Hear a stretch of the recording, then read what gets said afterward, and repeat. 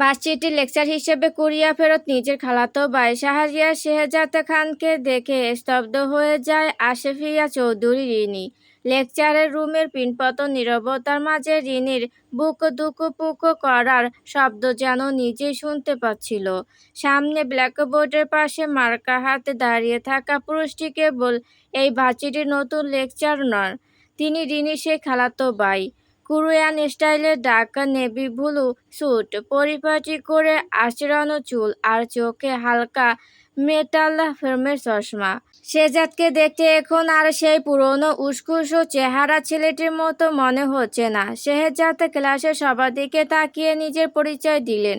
Hello everyone, এই সেমিস্টারে তোমাদের advanced research, drafting and analysis কোর্সটি আমি নেব।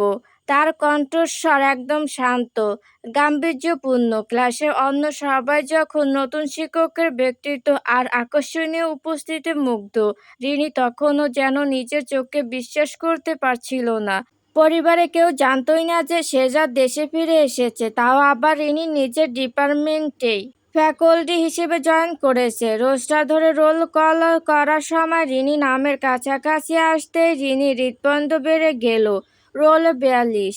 আসফিয়া রিনি। রিনি কোনো রকমে হাত তুলে আস্তে করে বলল, ইয়েস স্যার। শেহজাদ মুহূর্তের জন্য চোখ তুলে তাকালেন। তার চোখে এক পলকের জন্য খেলে গেল খুব পরিচিত কিন্তু রহস্যময় এক হাসি।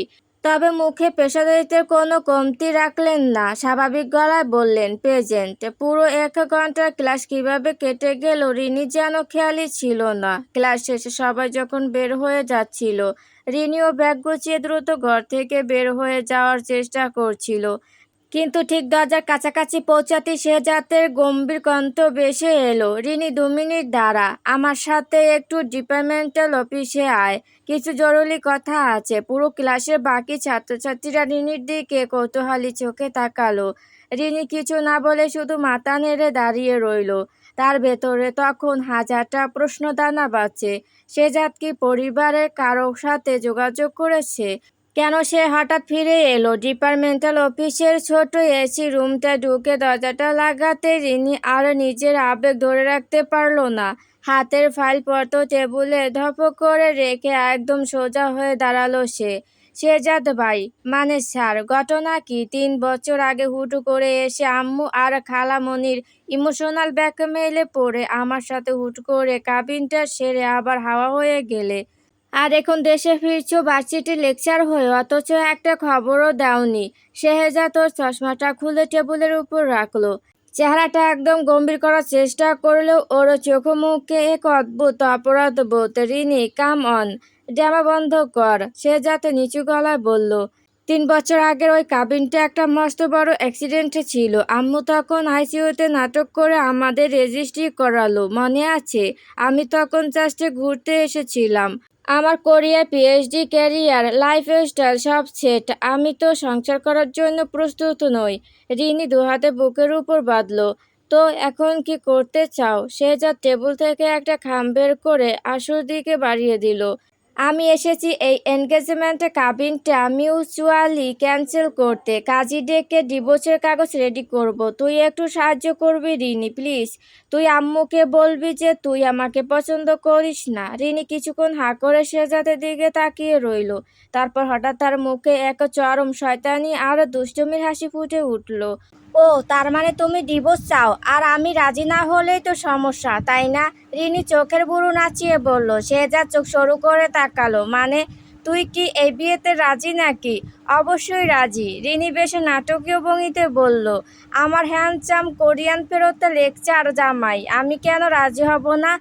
তাছাড়া খালামণি আমাকে স্পেশালি বলে দিয়েছে জামাইকে একদম টাইটে শিডিউলে রাখতে। শেহজাদ মাথায় হাত দিয়ে চেয়ারে বসে পড়ল। রিনি, বোকামি করিস না প্লিজ। তোকে রাজি করানোর জন্য যা বলবি তাই করতে প্রস্তুত। বল, কি করলে তুই ডিভোর্সে সই করবি? রিনির চোখে তখন দুষ্টুমির ঝিলিক। সে এক পা এগিয়ে এসে শেহজাদের টেবিলের উপর দুহাত রেখে ঝুঁকে বলল, বেশ, আমাকে রাজি করানো এত সহজ না স্যার।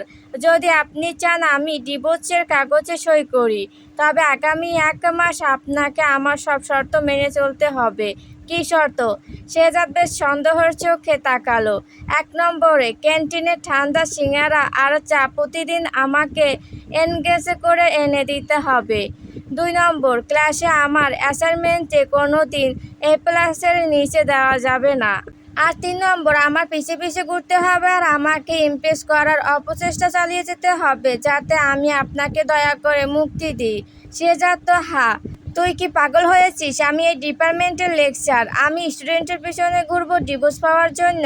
না ঘুরলে নাই। রিনি ব্যাগটা কাঁধে ঝুলিয়ে দরজার দিকে হাঁটা দিল। তাহলে আজকেই অফিসিয়ালি সবাইকে আর খালামণিকে জানিয়ে দিচ্ছি যে আমাদের মিষ্টি সংসার শুরু হতে যাচ্ছে। আরে আরে শোন রিনি, দাঁড়া। শেহজাদ লাফিয়ে উঠে দরজার দিকে দৌড় দিল। রিনি দরজার হ্যান্ডেলে হাত দিয়ে পেছনে ফিরে মিটিমিটি হেসে বলল, কাল সকাল ৮টায় আমার ফেভারিট কোল্ড কফি কিন্তু লেকচার গ্যালারির টেবিলে থাকা চাই। মাই হ্যান্ডসাম টিচার। শেহজাদ দরজা হেলান দিয়ে এক হাত দিয়ে কপাল চেপে ধরল। কোরিয়া থেকে এত বড় ডিগ্রি নিয়ে এসে সে ভেবেছিল লাইফ সেট, কিন্তু এখন তাকে নিজেরই কাবিন করা বউয়ের পিছে ঘুরতে হবে শুধুমাত্র একটা ডিভোর্সের সই পাওয়ার জন্য।